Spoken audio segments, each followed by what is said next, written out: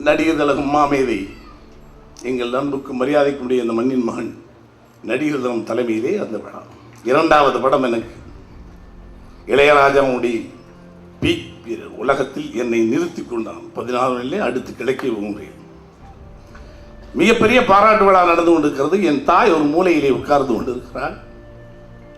ஒரு பாமரத்தி என்னவென்று தெரியவில்லை, விக்கி விக்கி விக்கி அழுதுகிட்டே இருக்கேன். நானும் மேடையில் உட்காந்து ஆளுகளை பார்க்குறேன், அங்கே பார்க்குறேன் அழுதுகிட்டே இருக்கேன்.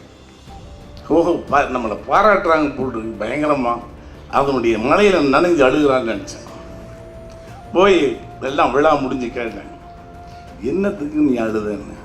இல்லைப்பா, அவங்க பேசுகிறது யாருமே ஒன்று எனக்கு கேட்கல. இந்த பாரதிராசா பேர் மட்டும்தான் என் காது கேட்டுச்சு.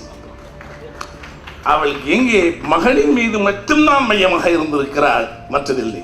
அதுபோல் இங்கே பேசும் பொழுது எல்லோரும் எதையோ பேசினார்கள். எனக்கு அந்த இளையராஜா என்று பேர்.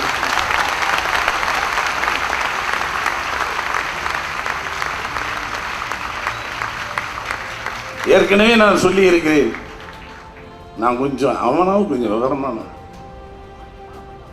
அவன் கட்டுத்திட்டங்களாகவும் கரைகளிலே ஓடுகின்ற நதியை போல் தனக்கென்றே பாதை வகுத்துக் கொண்டவன். நான் கொஞ்சம் காட்டாத்து வெள்ளம், இது ஓடும் கரை கிடையாது. எதையாவது பேசி தொலைக்கணும், கொஞ்சம் ஜாக்கிரதையாக இருக்கணும். இந்த மைக்குக்கு வர்றதுக்கு முன்னாடி 100 தடவை யோசிப்பேன். இந்த சமூகம் கொடுத்த அங்கீகாரம் வேறு வழி இல்லாமல் மேடைகளிலே நாம் பேச வேண்டியதாக இருக்கிறது. இல்லை என்றால் மேடை பேச்சு கேட்பதில் இருக்கின்ற சுகம் மேடையிலே பேசுவதில் இல்லை.